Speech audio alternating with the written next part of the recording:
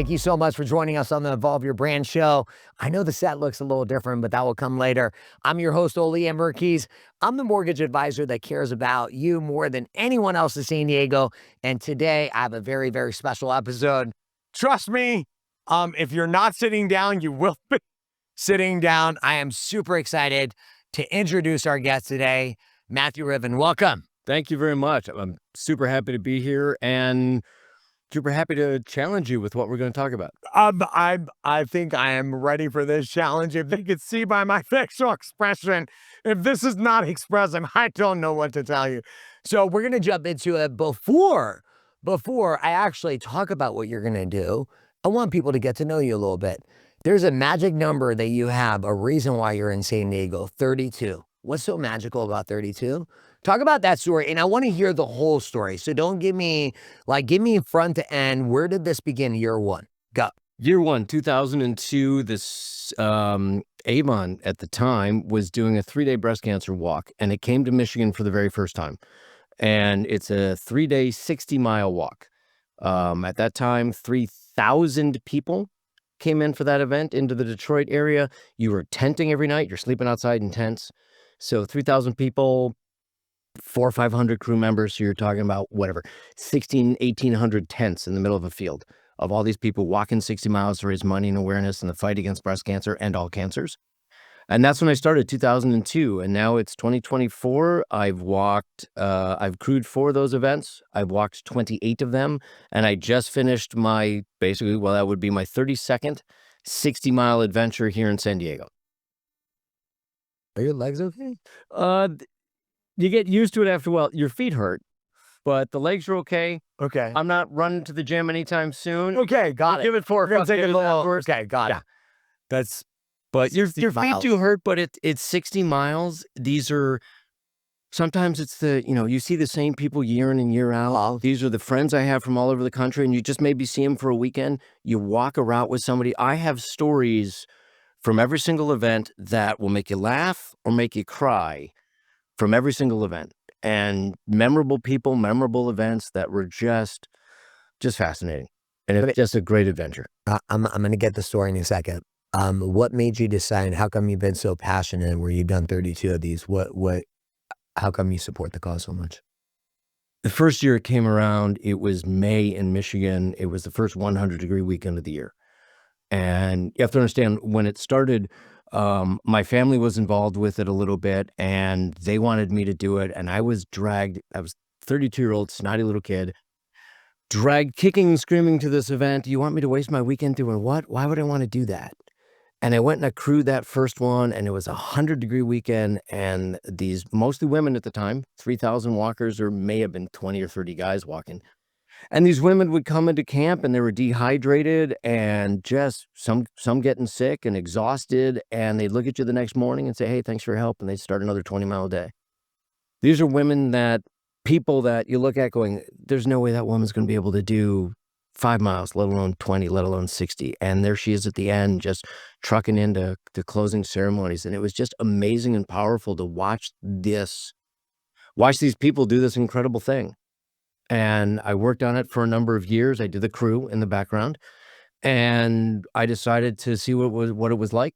And I walked for the first time in 2006, and somebody looked at me at the time and said, "We found your perfect crew position on the event.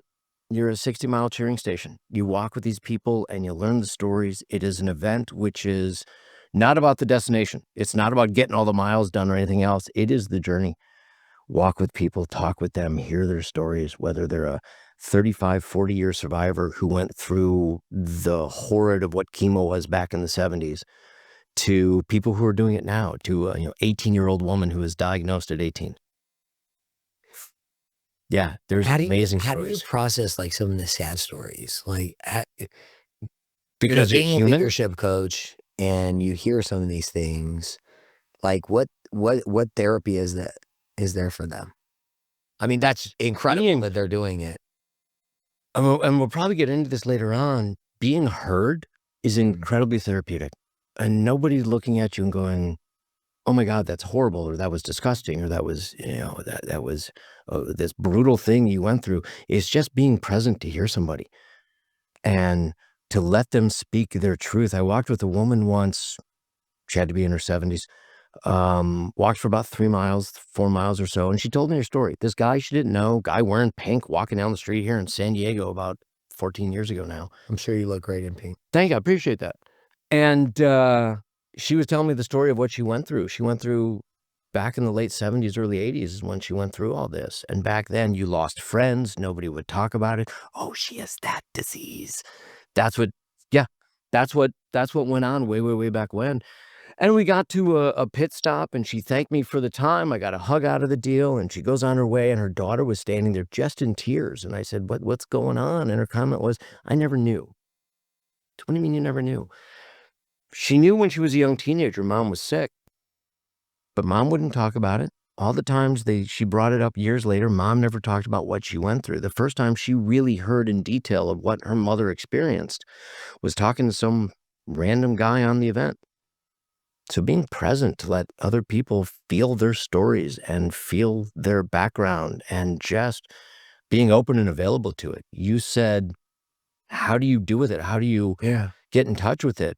I look at it and going, by being human, just sharing an experience with somebody and having that connection by creating a safe space where, excuse me, where she felt comfortable telling me that story and being herself vulnerable and open to expressing what had gone on.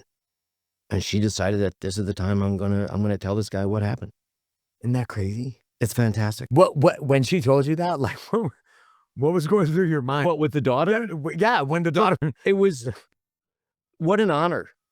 Seriously. What an honor to have been present and available for somebody to have that experience, to be there for somebody else in that way, to be that safe container for somebody to express something that they rarely talk about. Yeah, it's interesting. I was talking to my son about this. I'm like, isn't it odd that, parenting a lot of times has to do with not really being transparent about our life mistakes with our kids? I'm like, how does that bring people value? I'd much rather just be like, hey, dad did this wrong and I wouldn't recommend you do that. Like, You do something right the first time, or it took you 7 times to get what you wanted out of it. Which one of those 2 processes did you learn more from? The 7 times. The 7 times. Yeah.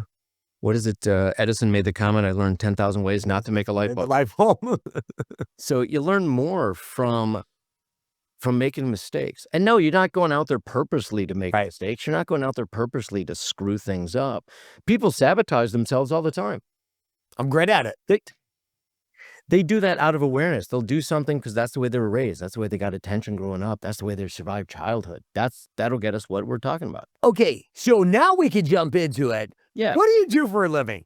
Okay, I kept you waiting. I kept you waiting. Now let's find out what he does. What do you do? I help people get over the mistakes they've made in the past and move forward with it.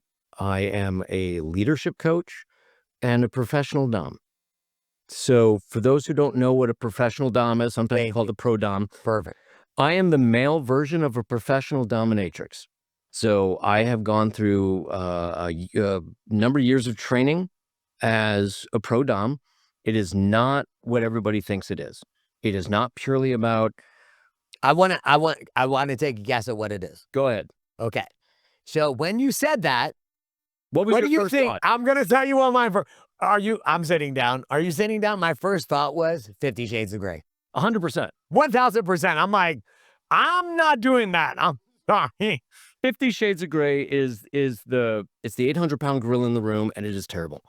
I read it only because I never saw the movie. I read it because only I felt I had to, and I was cringing the entire time. Hollywood does a terrible disservice showing what kink or BDSM is about. They think it's all trauma-based. Something went really wrong with your wiring when you were a kid, and it's just this vile, wrong way of living, and you're taking out your aggressions on others and everything else. And it's so incredibly far from that. How so? The training I got, so my background was, I told you, when it came to the breast cancer walk the first time, I was a 32-year-old immature kid, just Why would I waste my time doing that? Why would I bother wasting an entire weekend, blah, blah, blah. It turns out that I was carrying around just a tremendous amount of anger, a tremendous amount of hurt, and I didn't know it. None of us really know that the messed up messages we got from our parents, nobody gets out of childhood unscathed. Nobody does. Yeah. But you don't recognize what those messages are sometimes. You do later in life. You do later in life, but the problem is everything has been written in. This is the way I act. This is the way I got my needs met as a kid. And as an adult, that's ends up being a whole bunch of gamesmanship. It ends up manipulating other people to get your needs met. And it's not a healthy way of living. So you have to get rid of that script that says, I'm only going to do it this particular way, and learn how to live differently. And it took me, I was about 38, at my gym, I met a gentleman who was a psychologist, and I asked him what he did. And his comment was, I help people see the patterns in their lives that aren't working for them, and I help them break that. Say it again. I help you find the patterns in your life that aren't working for you. So what are those patterns? I was dating the same woman, breaking up with her for the umpteenth time and feeling the same crap ick emotions that I've had with any other previous girlfriends before that. I was in a job that was just more frustrating and running me over, and it was my 4th or 5th time doing that. And I realized, yeah, there's a couple of patterns here I need to break. So I started working with him, and it ended up being a number of years of work, both individual therapy, group therapy. He ended up training me. I ended up going to the same training institute where he got trained in the methodologies called Transactional Analysis and redecision therapy. So I got the exact same training that he's had, and that's how I started cleaning myself up. And I realized all the anger I was carrying. So I was carrying a bag of 80 pounds of anger, but that was my norm. I was used to it. You don't even weigh 80 pounds. Yeah, right. But I never noticed it. And the only time I noticed I was carrying 80 pounds of anger is when more got loaded in, and now I'm carrying 100 pounds. And I would do something stupid. I would lash out at somebody. I would abuse the crap out of myself. And what I would do is I would take that bag down to 90 pounds, and it felt lighter. Well, now I'm carrying 90 pounds of anger. Yeah. And it just builds up, and it builds up, and it builds up. And for a lot of us, either anger is covering the hurt or hurt is covering the anger. I had a childhood, my parents loved me. There was no question that I came from a loving household, but I had to manipulate things to get my needs met. And that's what a lot of us end up doing. And those patterns don't work as an adult. What did you realize what was missing, what was the gentleman that you met? What was his name? Mark. When you met Mark and you're going through this process, that had nothing to do with the domination. No, that had nothing to do with it. That has nothing to do with it. Nothing to do with it. So, okay, how was that impactful to your life? What shifted? What awakening did you, as you went through the work, what was the one thing that you learned about yourself that made all the difference? The impact I had on other people with the way I was trying to get my needs met. So I was manipulating you with anger or hurt or stories or other things to like me, be nice to me, I was burying myself to make friends and have relationships, as opposed to just being authentically me and saying, this is who I am. Because I was afraid of that, because it never worked growing up. I was a stinky, snotty little kid who had to manipulate others to get my needs met. That may have worked a little bit when you're dealing with other kids, but when you're dealing with other adults, that stuff doesn't work. And so it took a lot of work to realize that's what I was doing. And once I recovered who I was authentically, what happened was I was raised to be a good boy. So a lot of your listeners are going to know what I mean by a good girl. And I don't mean the praise kink. What I mean is you were raised to have no desires of your own. You were raised to serve other people. You were raised to take care of everybody else's needs, not your own. Happens to a lot of girls, happens to some guys as well. So that's what I call being raised as a Boy Scout. It's the male version of a good girl. And so I had no desires of my own. I was living the life I should be living, not the life I wanted to. And part of that for me was I kind of learned that I had kinky interests early on. It was fun. Yeah. Oh my God. Probably when I first started realizing that girls are fun. Okay, got it. Okay. But at that age, I'm a good boy. I was raised to be a Boy Scout. We don't do sex. We certainly We don't do that. sex. We don't do that. Unlike what Hollywood portrays, and by the way, the American Psychological Institute Association, the people who write the DSM, all of the stuff's been taken out of the DSM. The Kinsey Institute at Indiana What is State DSM? Diagnostic Statistical Manual for Psychological Illnesses. Basically, it's how to classify what your illness is. Got it. It's an insurance document. It's how people can bill you for going into therapy because there's a diagnosis to it. It has nothing to do with your therapy. Interesting. 99% of the work I do has nothing to do with anybody who needs to be diagnosed with anything. So, but all of this stuff, I learned that I like this kind of stuff. Frankly, you learn it from watching other things. A lot of guys our age, we learned it from watching Julie Newmar in the Adam West Batman, to Linda Carter as Wonder Woman, to nowadays you're seeing 300, what is it, the movie? The 300. Yeah. Bunch of well-built dudes running around in leather harnesses. That's going to turn a lot of people's fantasies on. They just don't know why. But it intrigues them and it interests them. But in a lot of families, there's a lot of shame around sex. Whether it's religious shame or family shame, you know not to bring it up, you know not to talk about it. We do a shit job teaching about sex and sexuality in this country. We do a crap job of it. The Americans are incredibly repressed when it comes to sex. Amazingly so. And so there's a lot of shame around it. How come? In your opinion?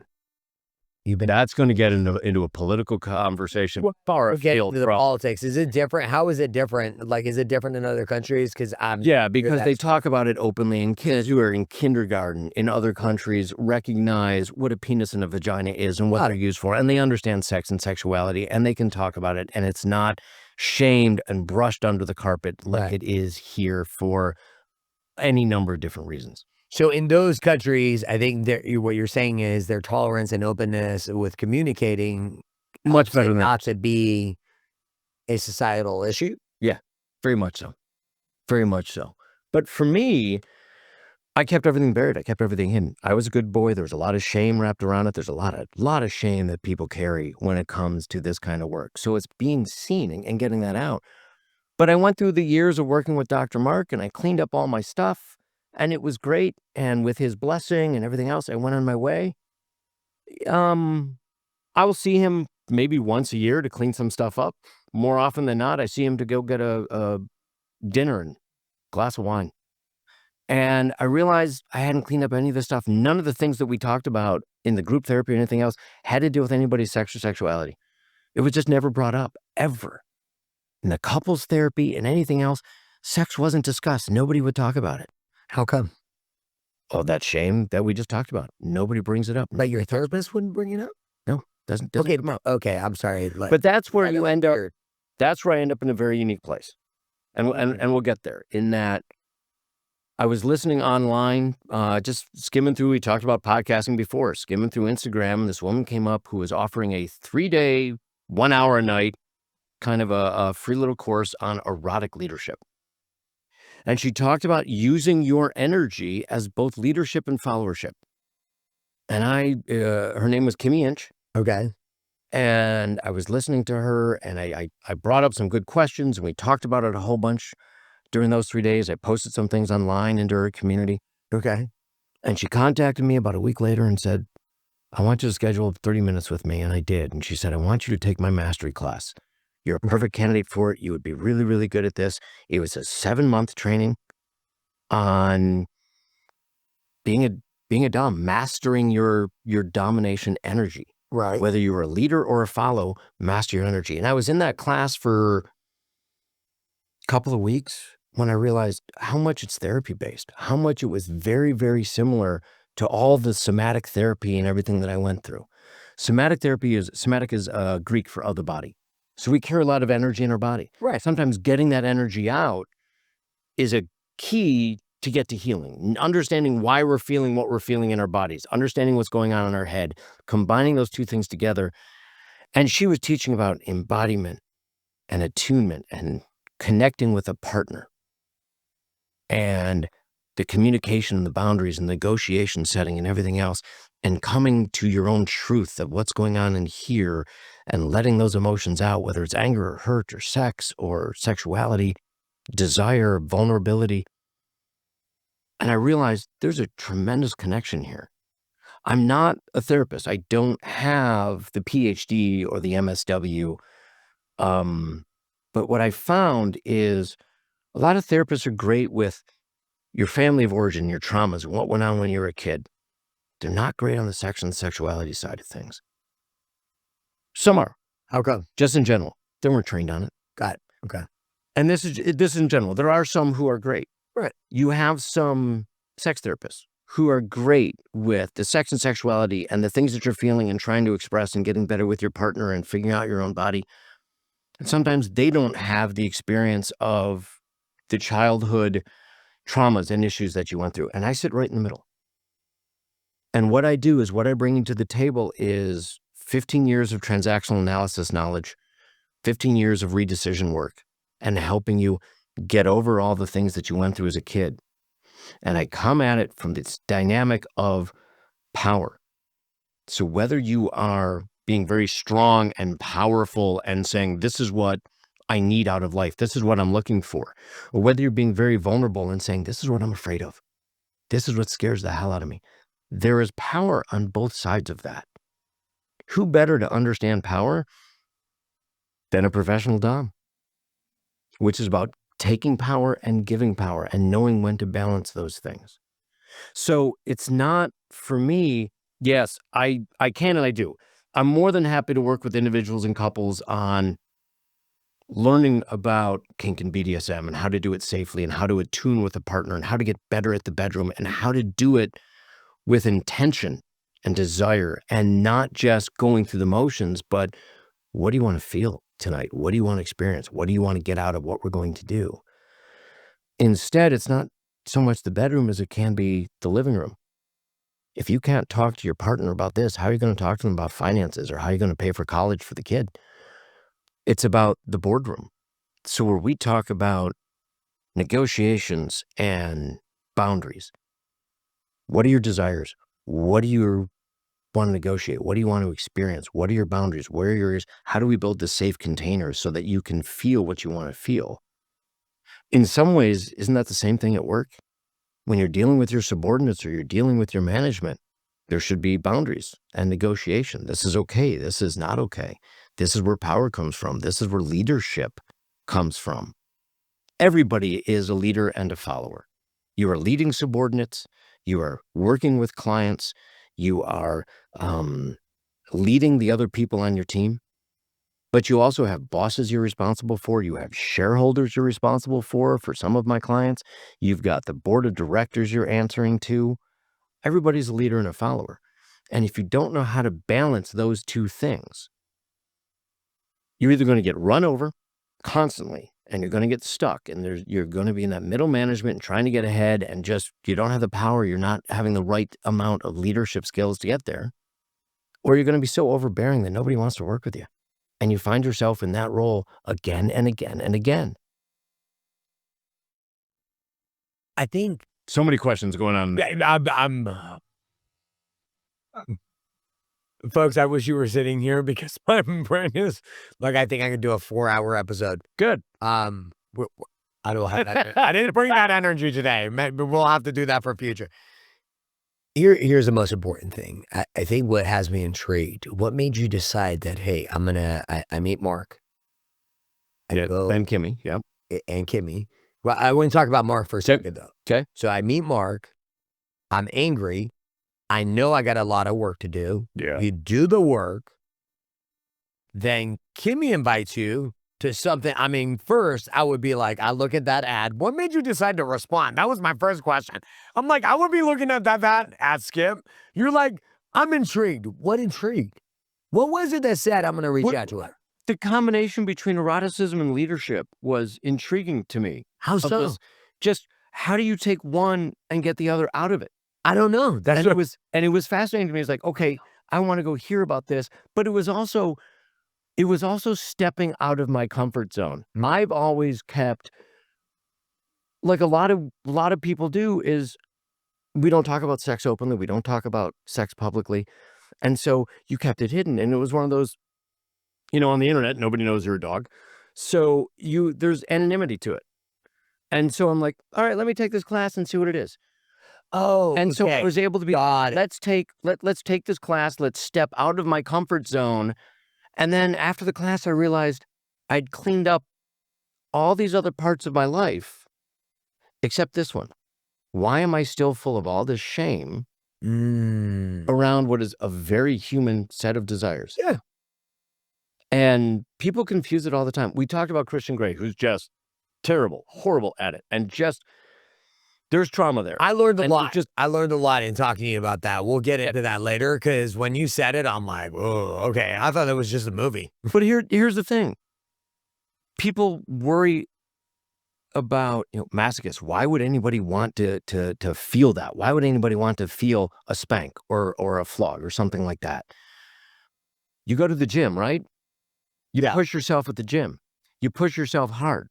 You run a marathon. You're exhausted afterwards. The polar bear swimmers who dive into the 31-degree water and go swimming. Why do you go to the gym? You feel bad to feel better afterwards.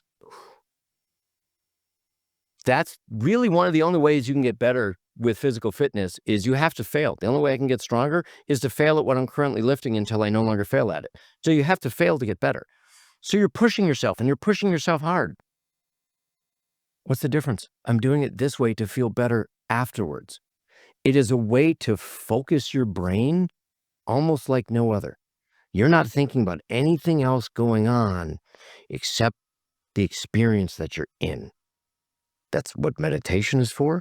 That's sometimes what therapy is for. You build that safe space and you allow yourself to let everything else go. I'm not worried about what you're thinking. I'm not worried about this email I need to send tomorrow. I'm not worried about anything I'm going on. What's for dinner? My spouse yelling at me. I'm not worried about anything like that. I'm just focused right now on me and my experience. And if you want to get in there and do some healing while you're there, let's do that.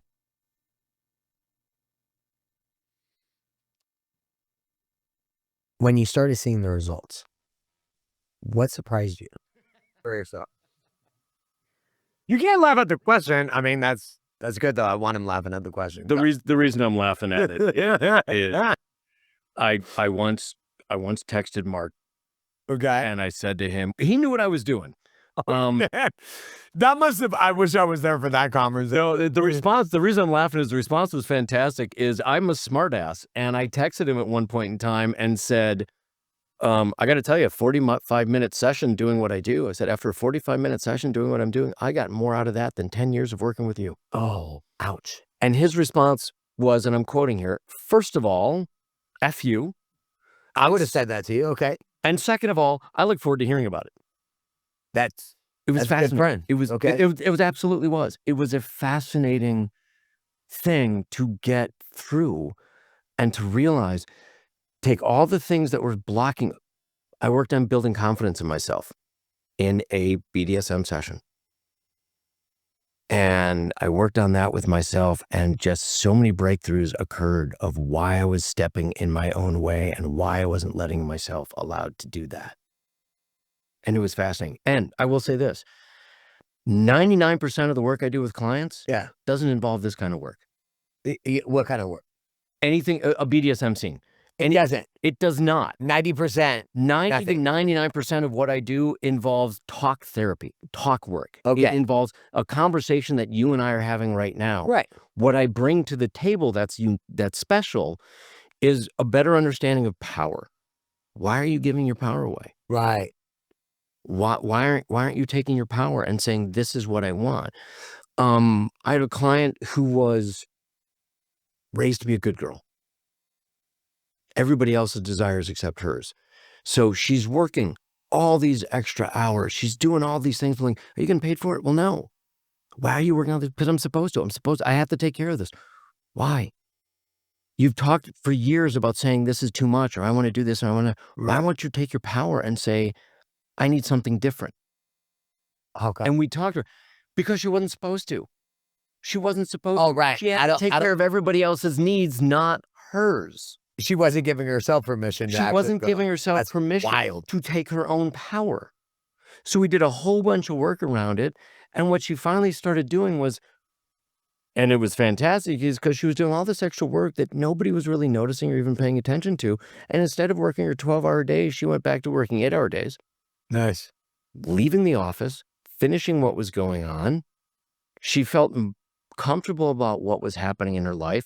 Nobody at the office said anything. They weren't all that impressed. She wasn't saving herself or doing anything except taking care of other people who realized that they had to do some of their own work and pick up some of their own work because she wasn't going to do it anymore. And after that, it wasn't getting any better at that job. So what she realized is, I had the power. I made this change for me and it worked. She then took that power and got a much better job. Bam. Boom, much bigger raise with the right amount of responsibility because she took her power and said, this is what I need to do, not take care of you.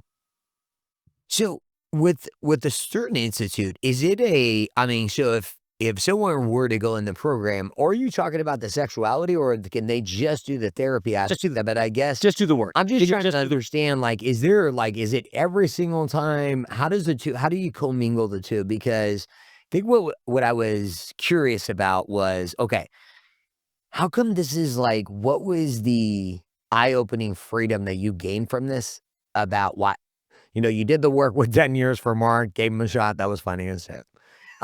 What made this work that didn't? You said 45 minutes. It did work. It did work. Of course it did. Work Because you got to build the stones, right? Absolutely. It was a different modality. It was a different intensity. Yeah. That's what I'm curious. Different. It's coming at it from a different perspective. I'll admit I'm a member of a cult. I do CrossFit. So Okay. We're just coming out there. It is a cult. I didn't know, when he said cult, I'm like, Where's he going? No. I'm like, okay, so this is going way above my comfort zone. I was kidding. No, I'm kidding. Okay, so you're a CrossFit cult. I'm a CrossFitter. Okay. And you have somebody who is struggling with the kipping pull-ups.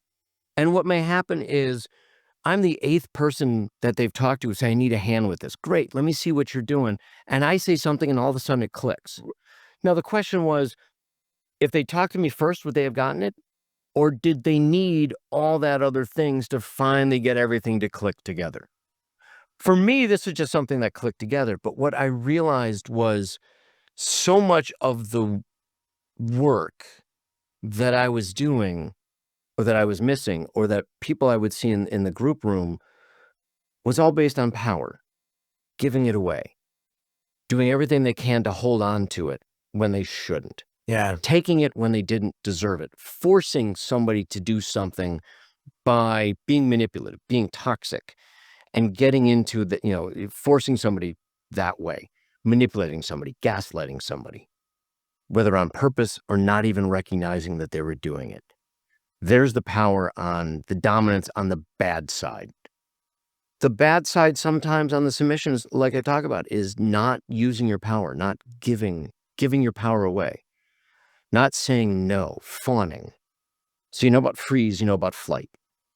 There's also fawning. That's when you just stand there and, you have flight, you have fight, you have freezing, you have fawning, which is saying yes when you really want to say no. Right. And a lot of people do that. A lot of women, a lot of guys, a lot of women will say yes when they really want to say no, and they're giving their power away.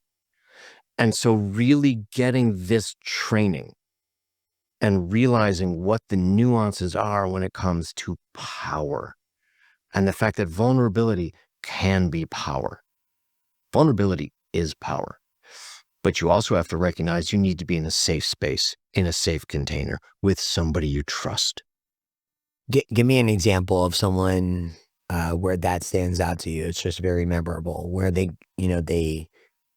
were so resistant to vulnerability. I agree with you. I think the more vulnerable I've gotten, the more I've connected with myself, because I think when you can be real with you can be real with other people. Fascinating watching a couple work. Yeah. It's fascinating working with a couple, because there are times when one spouse will say, I need to bring this up from my childhood, and it has nothing to do with the other. And they'll bring something up, and it's great because You're not working individually with me. The two of you are working at the same time. And so the other spouse gets to go, wow, I didn't know that happened in your childhood, and I see how that impacts you now. And now I know how to handle you when you get triggered, when this happens again. But there are other times when one spouse has to say, I have to tell you what the other spouse, I'm not using he or she, but Yeah.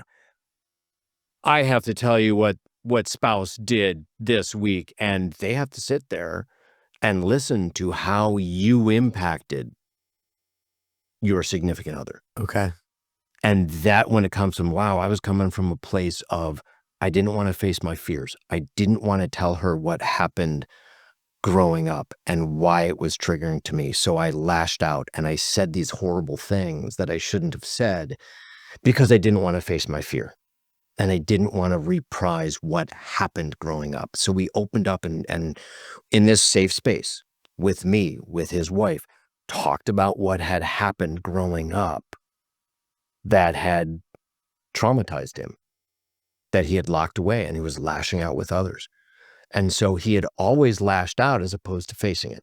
Mm. So now when he's facing it and he realizes that his wife's not running away from him, she still loves him. She just wants him to get healthy. She wants him to be better. So a lot of times we have this fear of saying, this is what I went through because people are going to judge me. People are going to leave. I don't want to talk about it. So that vulnerability is power. We can compare going through the talk and the redecision work versus going through setting up a scene being working with the BDSM world. What do you want to experience? What do you want to get out of this piece of work? What do you want to change about yourself? What do you want to experience? What are your boundaries? What do you not want to talk about? Where do you not want to go? Where are your boundaries here? What do you not want to experience? What sexually do you not want to do? What are your limits? Let's negotiate what this looks like. I have an idea for a piece of work. I'm going to have you talk to your dead father, and you're going to set your father over here in the room, and you're going to talk to him, and this is what's going to happen. I'm going to feed you some words, and you're going to experience some things. And you may actually go over and sit in that chair and respond to you from what you think what you feel that your father would have said. And over here, we're going to say, well, what do you want to experience? We can go through this and tie you up and teach you how to tie your partner up or these kinds of things. At the end of it, over here, there's going to be aftercare. What do you need to come out of what you just experienced and return to a stasis and build that connection with your partner as they're supporting you? Over on this side, what do you need that you just learned, and how are you going to integrate that in your life moving forward? So the processes are very, very similar in both pieces of work. And so that's what I bring together. And I do it again, and we keep getting back there from this aspect of power. So over here, who has more power, the dominant or the submissive? I think it's a mutual power. There is mutual power because you're giving power to each other, but it is the submissive who has most of it. Interesting. How so? Because they say, this is what I want to experience, and here are my boundaries. This is my limits. I will not cross these lines. I have any right at any point in time to say, we're done. I need to stop now. And a good, healthy part of this, and this is where the Christian Greys and these guys out there who call themselves doms and all they're going to do is beat the shit out of women and get their own needs met, is when you have a safe container and you know that my boundaries are going to be respected, that what need we negotiated is all that's going to happen, and I have the ability to say stop, and I will be listened to. You have the ability to let things go and experience what you want to experience. So what I've learned about building a safe container for a partner, I build that safe container for any one of my clients. Let's have you talk. Let's tell me what happened. And I'm not going to judge you. Right. I'm going to listen to you, and I'm going to go through and say, yeah, I understand. Well, when you were 9 years old, that was horrible. I get that. But at 39, now we talk about how we redecide the lesson you had at 9. So it's no longer impacting you at 39 or 49 or 59. As you meet new people, Okay, this is what I'm curious about. What, and then I want to go to Christian Grey. Sure. Are people receptive? Like when someone reaches out to you for the first time and you're bringing up these topics, I mean, you obviously saw my reaction, which I think is freaking hilarious, but, you're welcome. What's like, I'm just trying to imagine. I'm sorry, folks. Like, I sell finance. I'm just wondering what that conversation looks like. I'd be like, what in the world did I get myself into? I'm going to take a step back. You said, what happens when somebody reaches out? Yeah. I'm going to take one step back and say, what happens what do you do for a living? I'm a leadership coach. I'm a leadership coach who specializes in power dynamics. Ooh. That's what I say. Okay. So they start asking a little more questions, and I'll get in there and say, my power dynamics comes from the specialized knowledge I have of basically being a male dominatrix and that training I received all about power. So what happens is you usually get a spectrum. You get we're done. And off they go, and they don't want to hear anymore. Out of every 10, how many are like, we're done? 2 or 3. Only 30%? It's about 30% are like, I'm out. No, I thought There it is was way higher than that. There's about 5 of them. About half of them are curious. Okay. But I'll say this, hesitantly curious. I'd put you in that camp. You were hesitantly curious. And there's 2 or 3 on the other end of the spectrum who are just, oh my God, that's fascinating. I want to hear more. That sounds intriguing. You were one of the 5. You were one of the, I'm hesitantly curious. I was definitely one of the 5. Well, you started out in one of the 3. You started out with, I'm not so sure about this. But then you opened up and say, now I'm curious. I had to, and I think it was, I think you got to deal with this all the time because it was, my initial reaction was like, what is my audience? Like, what are the people, like, what in the world are they going to think? and then I thought about it. I'm like, dude, it's my show. Like, if I bond with someone and I'm like, oh, okay, well, like, they have credibility. I understand. Like, you studied this, you got the results.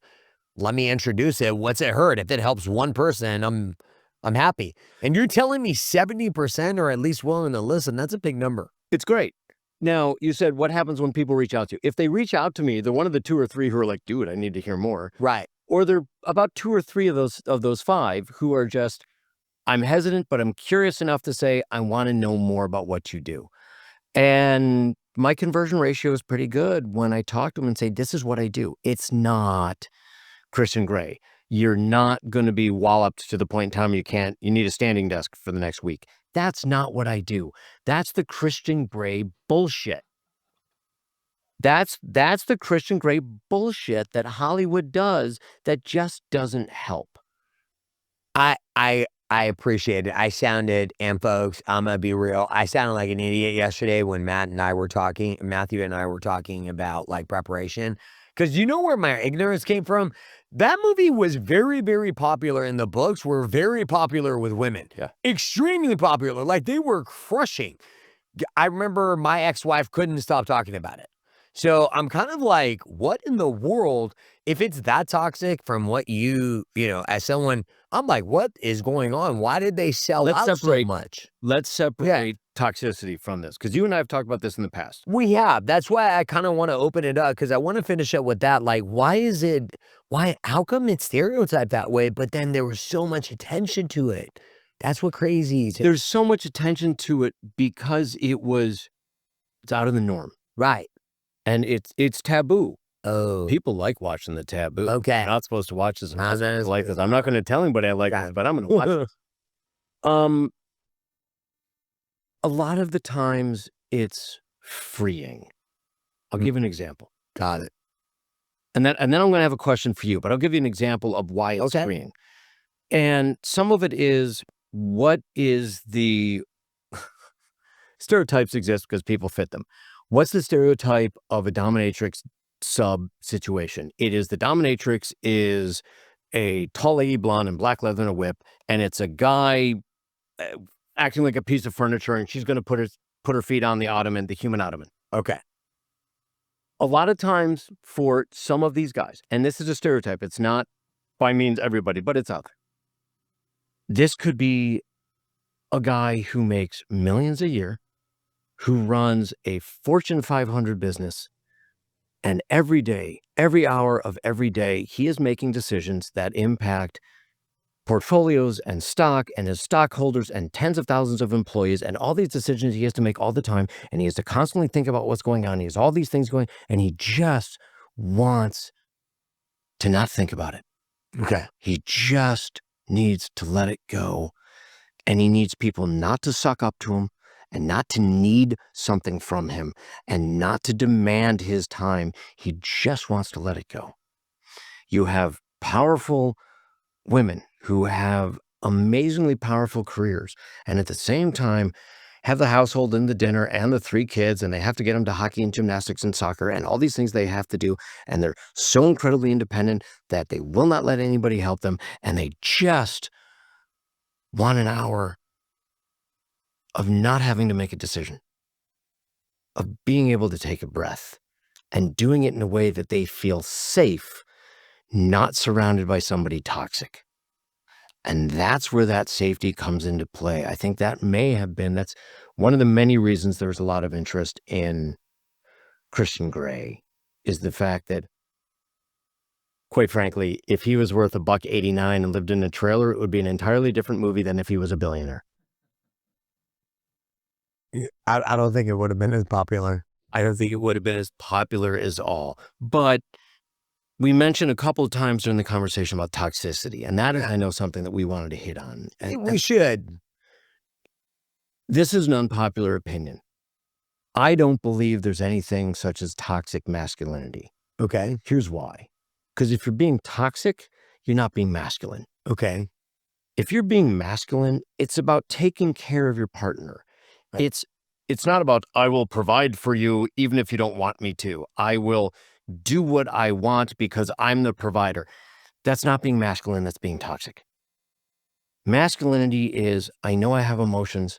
I'm okay expressing them. I'm okay feeling them. I'm okay hearing my partner's emotions. If they're upset with something, I'm okay hearing them. I'm okay supporting her. I'm okay if she's makes more money than I do. I'm okay if she's whatever that is. Right. I'm okay with my partner and I'm going to support them. If you're one of these guys who, I have no emotions except power, I will overbear anybody who gets in my way. I'm just going to step over them. I'm going to make sure my wife's taken care of. The kids aren't going to, if I have a son, that little boy is not going to cry ever. Emotions are bad. I'm going to do it. That's just being toxic. There's so much of that right now that seems to be celebrated. Toxic masculinity is just toxicity. I'm going to put it out there. I'm going to use it. If you're just being an asshole. You're not being masculine. Masculine is taking care of other people and doing it in a place of wholesome and sincerity and authenticity. That's being masculine. Everything else is just being toxic. I see what you're saying, because I think when I learned how to set my boundaries, that toxicity started to go away. Yeah. Because I just help people understand, like, hey, here's my boundaries. And the moment those boundaries are overstepped, I'm out of the relationship. But at the same time, you're respecting somebody else's boundaries. Oh, of course. Like, that's the only way it works. Sometimes the toxic masculinity is, I'm going to step over my boundaries. You will not cross my boundaries, but I'm going to cross yours. Yeah. That's just being toxic. Yep. And I think one of the most powerful things, and what impressed me, and we're going to talk about the people that watch this episode that want to get in touch with you. What impressed me is how, you as a person, how confident you are, the way you conduct yourself, the energy that you bring into the room, the vibe. And when someone puts that amount of effort and they use techniques that worked, I think, as an outsider, I just look at it and I'm like, why would I be closed off to something that works? Because explore it. If it doesn't work for you, it's fine. But if this intrigues you, I love curiosity. I think when you get curious about other people's points of view, that's how we all come together more as a community. And I'm going to be one of those people in San Diego that will encourage and go above and beyond for people that do right things for the right reasons and are taking care of people. So I'm not saying this, like, I get if some people turn this off. I totally get it. Like, I'm not going to not allow everybody. Yeah, I'm not gonna get my feelings hurt if someone says this is not for me. Oh, Totally and, get and somebody may actually, I've had, clients who've worked with me for a while and go, this is not working. And you know what? You need to build a rapport with anybody you work with. You need to feel safe in Right. that container. And it always will come back to that safe container. And if Yeah. this container is not for you, if I'm not the right person, maybe this modality is great for you. And you want somebody who does what I do, I can get you 4, 5, 6, 7 different names, and maybe you can connect with them that way. If this isn't your modality, that's fine. But I'm going to ask you a question. Sure, go for it. So you were uncertain about this Yeah. stepping in. Yeah. What do you feel now? I would not openly talk about this. Okay. Okay. And the reason why I wouldn't, it's not an important enough topic for me to really, really dive in to it. I think I was more impressed with you and wanting, to give you a forum. I'm intrigued because I think a lot of people, this is like faux pas. Like they're not gonna go there. Like, we don't talk about this. I personally think if you're confident enough to talk about it and there's an audience for it, who am I to shun my audience? If 2 or 3 or 4 people reach out to you and they're like, hey, I want to talk to Matthew, at the end of the day, whatever you got to do to make yourself better, I'm all on board. Fair enough. I appreciate I don't know how to make it any simpler than that. Right. You know what I mean? Yeah. It's like, why am I going to be closed off to what the right solution is for another person? And I appreciate that. Exactly right. But it's interesting because you did go a little bit from the, oh no, this is nothing I'm going to, I've talked to Matthew a couple of times and this is intriguing. It is because if I met someone that I thought like, I could vibe from them, like, oh, hey, you know what? You might want to meet Matthew, like, because you also bring in a leadership and there's a lot of power behind this. Yeah. The reason why I say there's a lot of power is if you're going to go there with one of the most important aspects of life for men and women, which is the connection that we feel with another person. Okay. What's wrong with getting great at it? Like, if you put in the effort, you're going to get great at whatever it is. So if you can connect better with your partner, I've interviewed some phenomenal relationships that blow me away. Do you know what they do? Communicate, over communicate. They're bonded. They're like one unit. If this gets you there and we connected the dots and Feeling safe and being able to communicate and talk and problem solve and build that container has to be there. Has to relationship. And if it's not, nothing's going to help. Well, it's funny. All you do, okay. So I had probably one of the, and I don't think I've ever talked about that. I've probably had one of the most interesting marriages of all time. I'm going to be delicate. So the whole point being, like, my partner was wasting her time. I was wasting my time and everyone was unhappy. What's the point? Like, at the end of the day, something doesn't work. You try it, it doesn't work. Try something else. And then pretty soon, if you tried everything and it doesn't work, time to move on, baby. You know what? Life is supposed to be pleasurable. Yeah. Bam, bam, baby. Every day, wake up with this. People are like, how the fuck do you run out of, oh, sorry. I wasn't going to do that on this episode, but it slipped. You know what? It's up to me. Wake up every freaking day and know I'm going to make an impact on people. That's up to me. Nobody controls that except for me, baby. And whatever path you get there, get there. Life is supposed to be pleasurable, whether it's in the boardroom or the bedroom. You make it fun. You make it enjoyable. You figure out what is getting in your way of finding that. What's getting in your way? Was it wrong lessons you learned? One of the theories is, how do you fix the stuff in childhood? You divorce your parents. You get them out of your head. You divorce your parents. And some of that is, what were the lessons I learned growing up that just are not working for me now? Yeah. Why am I... So a lot of my clients, usually it's one of two things. They keep finding themselves in the same trap over and over again. I keep getting to the same thing. I keep marrying the wrong woman, marrying the wrong guy. I keep finding myself in this same type of dead-end job over and over and over again. I'm getting passed over. Or at the same time, I've been incredibly successful. I have a phenomenal relationship. I have a great family. I have a job making me umpteen amounts of dollars, and I am comfortable and everything is great. And there's still something missing. There's a hollowness, there's a space, there's something that's just not fitting right. Why? Why am I not happy? Why am I not feeling as good as I think I'm supposed to because of I've gotten everything off my checklist. What the hell's missing? Why am I finding this hole here? And it's filling that, whatever it takes to get there. I have just some different tools in my toolbox.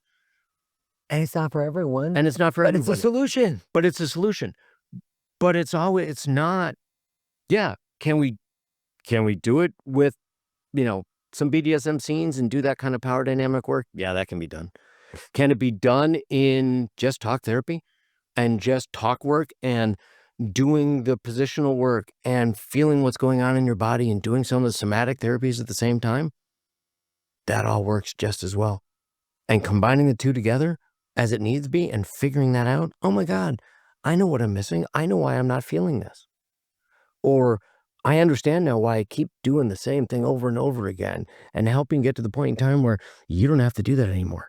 And the cool thing is, if you trust the person that's guiding you through this, that actually knows what they're talking about, is certified, guess what happens? You actually get the results you want. Get the results you if want. you put in the work. So you live the life you want, not the life you should. How you do one thing is how you do it all. Everything. Yeah. Someone's watching this right now and saying, I need to talk to Matthew. How did they get in touch with you? Couple of different ways. The website is stirinstitute.com, STIR.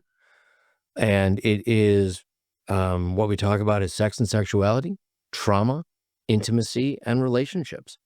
And it doesn't even have to be relationships with a significant other. It can be relationships with my subordinates or my boss or friends or with myself. Or with yourself, certainly with yourself. So it's stirinstitute.com.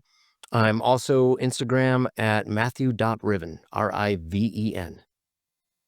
Did you have fun? I had a great time. Right? I'm looking forward to doing it again. Oh, this is like, okay, hold on. Since we're talking about doing it again, if you would like to see Matthew in a future episode, we could definitely, Matthew, you know what the great thing is? Like, I've met so many incredible people that I would do a second, like we would do a series and follow up with them. I'm going to leave that to the audience. You guys make enough comments. I don't know. Matthew and I are like personal friends. We've gotten to know each other because I just think he's a great human being. I know this topic isn't for everyone, but the reality is, dude, we are all different. Be open-minded, hear people out, and when you meet great people that are doing different things, at the end of the day, it's all good. It's all good. And you're right. This conversation is not going to be for everybody, but there's going to be a number of your listeners who are thinking to themselves, I didn't even know that this conversation was for me, because they've never thought about it. And now they're sitting there thinking, wow, that is intriguing. Yes. And that's great. I'm curious. Go be intrigued. Go be curious. And we should be, you know what? Here's what final thoughts. You talk about this. I'm going to leave it with this. Be more curious. Be more curious. Maybe if we're more curious about each other and finding out what your point of view is. How come that's what I was fascinated by. Is what you're talking about for me? I don't know. But I was intrigued enough and liked you enough to want to listen. And I think if we had more of that and we talked about that, guess what's going to happen? Our communities are going to get better. We're all going to get along better, regardless of what the political affiliations are. It's like, we're on one team, baby. This may not be your thing. That's fine. But there shouldn't be the judgment to say, you shouldn't be doing that. Bam. Right there. That. I loved having you on. This has been great. How was your experience on Evolve Your Brand, baby? I'm looking forward to my brand evolving. This would be great. Matthew Riven, yes, thank you. We will see you on the next episode. This was a special episode. I do want to give a huge shout out to Max Lux Video. This is episode number 1 here. I don't know, maybe there's a big announcement coming next year. We'll see. I appreciate all of you. Have a great day. Please comment.